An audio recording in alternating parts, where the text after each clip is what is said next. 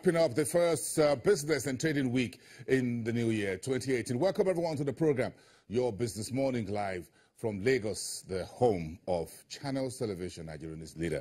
I am Bosun Omofaye. Let's get together to spend the next 1 hour to take you to the best of business, markets, investments, and the economy. And we're starting from one of Nigeria's critical underbelly, the railway infrastructure.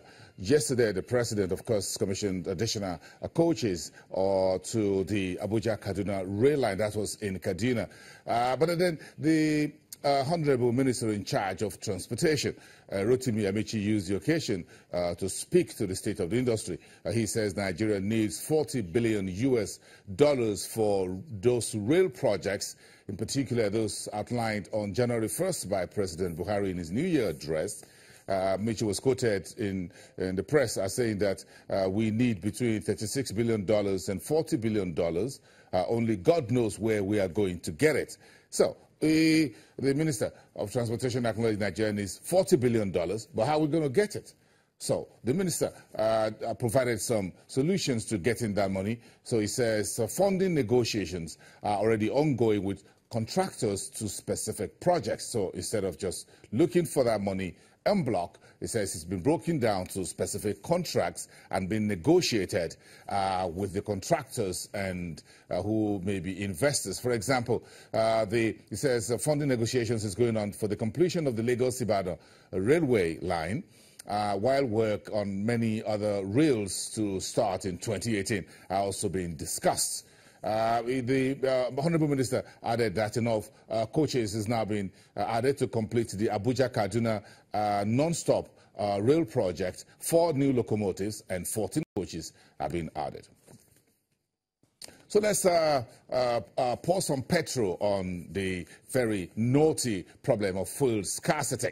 So we're yet to have a solution to this, and the man at the center of it all is the Honorable Minister of State for Petroleum Resources, Dr. Ibe Kachiku. And yesterday he says that in a statement says he never mentioned nor insinuated the need or plans by the government to increase the current pump price of premium motor spirit as petrol.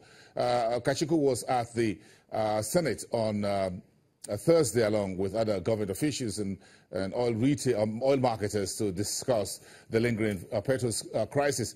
But his media team says he was being quoted out of context, and he did not say that Nigeria or the government should expect increase in petrol prices. So the Honourable Minister of State says he never mentioned nor insinuated the need for plans by the government to increase the current pump price of a premium spirit from 145 naira per litre. But that's a conversation we're having in a short while. Meantime, the Honourable Minister of State in charge of petroleum says the presidential committee recently set up by President Buhari himself are still in a number of rounds of deliberations, and that the final decisions and recommendations of this committee will be passed on to the President and Commander-in-Chief to decide what will be done with oil prices in Nigeria. This is a very big conversation that started last year. Well, somehow, but again, it's always been there. Now we're getting to discuss this a lot more, solutions still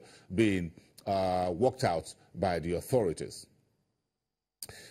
So the government currently is walking a very tightrope of the perennial petrol product scarcity and what Dr. Kajiku called price instability. The government is looking for appropriate metrics, demand, supply, and pricing. Let's get back to the market street, where Fitch Ratings, one of the world's top 3 rating agencies, on Thursday says the profit margins of Nigerian commercial banks may be buffeted as the country looks set to refinance estimated 3 trillion naira treasury bills into new dollar-based portfolio. That was the arrangement between the Ministry of Finance and the Debt Management Office in bed with the Central Bank of Nigeria last year.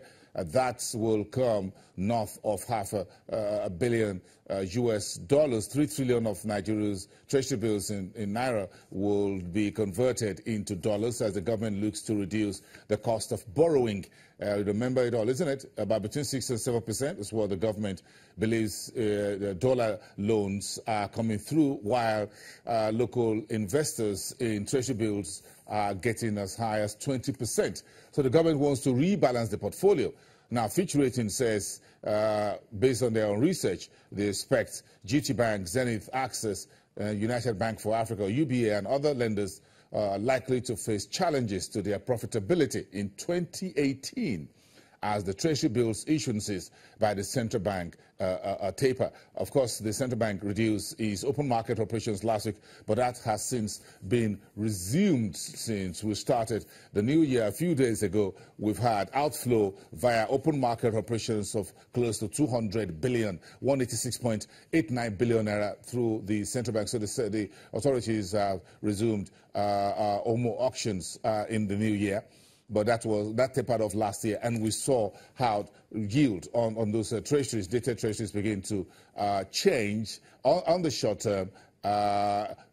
Volume flowing into the long end of that market as everybody begin to prepare for what we call a new beginning in the new year, as soon as the refinancing or repackaging of the local treasury bill is concerned. Now, the regulators, the central bank, is rolling over 1.1 trillion naira treasuries in this quarter of 2018 against bills that will mature in 1.3 trillion. So the central bank will be paying back to treasury holders 1.3 trillion, but rolling over additional 1.1 out of the 1.3 trillion naira, and that leaves you a balance of about 300 billion. All this being factored. So Fitch Rating says the performance metrics at all banks will be affected by the falling, among other factors, the fall in treasury bill yields, but the largest banks are best placed to withstand those challenges.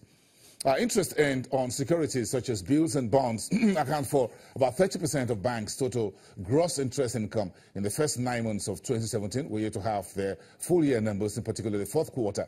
And treasury bills account for more than 15% of the total assets of banks under Fitch coverage, as banks lend less money to the real sector and lend a lot more to the government that pays as high as 18 to 20%.